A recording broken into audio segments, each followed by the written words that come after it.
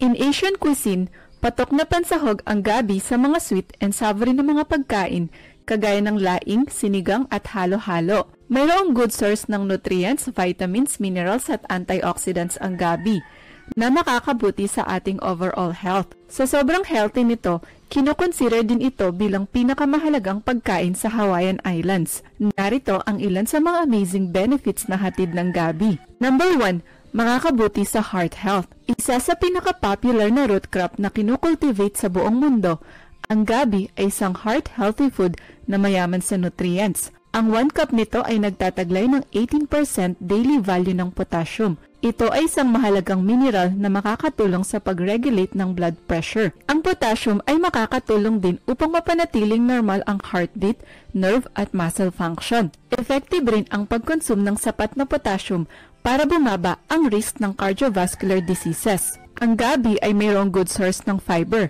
na makakatulong upang bumaba ang iyong cholesterol at blood pressure levels. Pinopromote rin nito ang normal na timbang para maiwasan ang sakit sa puso, kagaya ng heart attack, stroke at arrhythmia. Number 2, kinokontrol ang blood sugar. Ayon sa mga pag-aaral, ang gabi ay may 55 to 60 glycemic index na kinoconsider bilang low to medium glycemic food. Kung ikukumpara sa brown rice, mas mababa ang glycemic index ng gabi. Ibig sabihin, mas makakabuti sa mga taong may diabetes ang pag-consume ng gabi dahil mababa ang glycemic index nito. Ang gabi ay hindi nagdudulot ng biglaang pagtaas ng blood sugar levels. Kaya rin itong i-regulate ang insulin levels para maiwasan ang diabetes at mga komplikasyon na sanhi nito. Ang gabi ay nagtataglay din ng fiber, isang uri ng carbohydrate na hindi kayang i-digest ng katawan ng tao. So wala itong epekto sa blood sugar levels at swak isama sa diet ng mga taong may diabetes. Number 3, nagbibigay proteksyon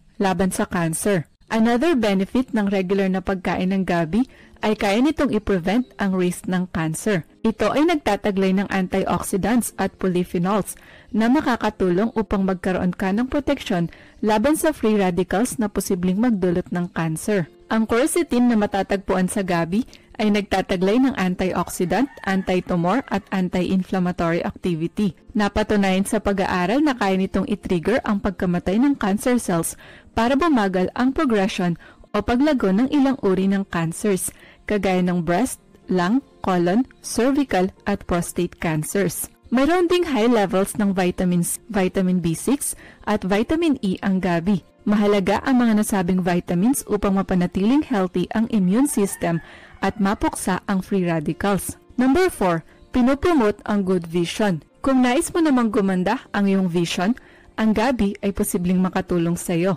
Siksik ito sa beneficial compounds na maaaring makatulong upang mapanatiling malinaw ang iyong paningin. Ang taglay nitong beta-carotene ay nagbibigay proteksyon sa cornea ng iyong mga mata upang mapababa ang risk ng age-related macular degeneration. Mayroon ding protective effects ang cryptoxanthin na may kakayahang i-prevent ang light-induced retinal damage at photooxidative stress. Pinapabagal nito ang aging ng eye cells para gumanda ang iyong eyesight at overall eye health. In addition, ang antioxidant compounds na matatagpuan sa gabi ay makakatulong para ma-neutralize ang free radicals na nagdudulot ng damage cells. Piniprevent nito ang development ng eye diseases kagaya ng cataracts, night blindness at myopia o nearsightedness. Number 5, makakabuti sa bone health. Ang isang tasa ng gabi ay nagtataglay ng 30% daily value ng manganese na nagpo-promote ng healthy bones. Mahalaga ang mineral na ito sa bone formation at bone mineral density. Ang 100 grams na lutong gabi ay nagtataglay din ng 24 milligrams ng calcium o 2% daily recommended intake nito. Makakatulong ang calcium upang mapanatiling matibay ang mga buto, pati na rin ang iyong mga ngipin. Pinapabuti rin nito ang muscle control, blood circulation at blood clotting. Ayon sa National Institutes of Health, ang sapat na intake ng calcium ay may kakayahang i-maintain ang bone density upang maiwasan ang bone fractures at osteoporosis. Ang gabi ay nagtataglay din copper, folate, potassium at phosphorus na makakabuti sa bone health. Number 6, makakatulong sa digestion. Nahihirapan ka bang dumumi o di kaya ay madalas nangangasim ang iyong tiyan? Subukan mong kumain ng gabi. Ang 1 cup nito ay nagtataglay ng 6.7 grams ng fiber na nakakatulong sa digestive function. Ito ay nagbibigay lunas sa iba't ibang problema sa panunaw, kagaya ng acid reflux, constipation, diarrhea at stomach ulcers. Ang fiber at resistant starch na makukuha sa gabi ay nagsisilbing pagkain ng gut microbes na makakatulong sa pagdami ng good bacteria.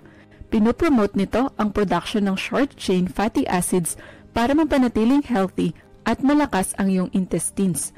May kakayahan din ang resistant starch at fiber na i-prevent ang inflammatory bowel disease at colon cancer. Number 7, sumusuporta sa weight management. Bukod sa healthy digestion, ang gabi ay makakatulong sa weight management. Ang fiber na taglay nito ay hindi lang effective na solusyon sa mga digestive problems. Ito rin ay makakatulong sa mga nagbabawas ng timbang. Napatunayan sa pag-aaral na ang mga taong kumakain ng mas maraming fiber ay mas mababa ang timbang at body fat kumpara sa mga hindi mahilig kumain ng fiber-rich food. Hindi rin kayang tunawin ng ating katawan ng fiber, kaya nananatili lang ito sa intestines at colon. Sinasuggest ng mga pag-aaral na pinopromote ng fiber ang feeling of fullness o pagkabusog. As a result, hindi ka magugutom agad at mababawasan ang iyong calorie intake, dahilan upang bumaba ang iyong timbang. Number 8, pinopromote ang blood circulation. Ang poor blood circulation o hindi pagdaloy ng maayos ng dugo ay maaaring magdulot ng iba't ibang symptoms at health problems, kagaya ng pamamanhid at pangingimay ng katawan. Posible rin itong magdulot ng mabagal na paggaling ng mga sugat, panlalamig ng katawan, at fatigue o pagkapagod. Buti na lang, ang gabi ay may kakayahang i-promote ang blood circulation. Ang iron at copper ng gabi ay makakatulong para gumanda ang iyong blood circulation. Piniprevent nito ang anemia na nagdudulot ng pagkapagod, sakit ng ulo, at kakulangan ng concentration. Mababa rin ang glycemic index ng gabi.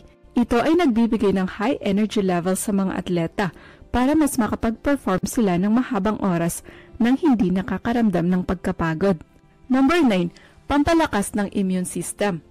Alam mo ba, ang 100 grams ng gabi ay nagtataglay ng 11% daily value ng vitamin C na makakatulong sa pag-boost ng iyong immunity. Mayroon din itong 22% daily value ng vitamin B6 at 9% ng vitamin E. Ang mga nasabing vitamins ay makakatulong upang mapanatiling healthy ang iyong system. Maaari itong makatulong sa pag-eliminate ng free radicals na nagdudulot ng pagkasira ng tissues at cells sa katawan, pati na rin ng immune system.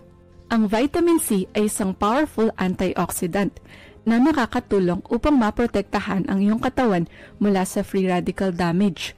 Piniprevent din ito ang iba't ibang uri ng sakit at impeksyon.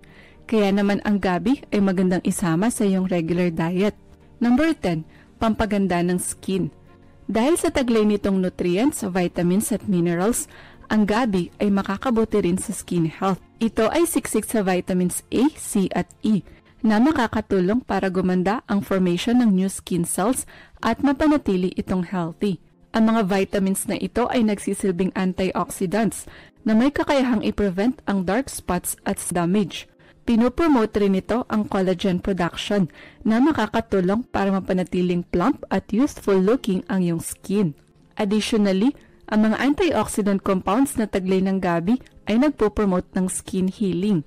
Piniprevent din ito ang appearance ng signs of aging tulad ng wrinkles, fine lines at saggy skin. That's why ang regular consumption ng gabi ay effective para mapanatiling maganda at makinis ang iyong kutis. Ano-ano ang side effects ng gabi? Bagamat napakasustansya ng gabi, maaari itong magdulot ng ilang side effects, kagaya ng pagiging toxic. Ang hilaw na gabi ay mayroong high amount ng calcium oxalate na maaaring magdulot ng allergic reaction sa ilang tao, tulad ng irritation o pangangati ng bibig at lalamunan. Posible rin itong mag-contribute sa pamumuo ng kidney stones. Mataas din ang fiber content ng gabi na makakabuti sa digestion. Pero kung sobra-sobra ang iyong kakainin na gabi, maaari kang makaranas ng gas, bloating at stomach discomfort. Nagtataglay din ito ng purines na may kakayahang pataasin ang uric acid levels. Kaya ang gabi ay dapat iwasan ng mga taong may inflammatory-related conditions, kagaya ng gout. Ito rin ay isang starchy root vegetable na siksik sa carbohydrates. So dapat itong i-consume in moderation ng mga taong may diabetes o naglo-low carb diet. Mainam din na magsuot ng gloves kapag magluluto nito dahil ang calcium oxalate ng gabi ay posibleng magdulot ng irritation at burning sensation sa balat. On the other hand, ang gabi ay kinoconsider na generally safe para sa karamihan. Siguraduhin lang na maayos ang pagkakaluto nito bago kainin. Dapat din itong i-consume in moderation para maiwasan ang mga nasabing side effects. Ang 1/2 to 1 cup ng gabi ay sapat na upang dagan ang nutritional value ng anumang pagkain. Although mababa ang calories nito, mataas ang carbohydrates ng gabi, so dapat mong kontrolin ang pagkain nito. Ikaw, kumakain ka ba ng gabi?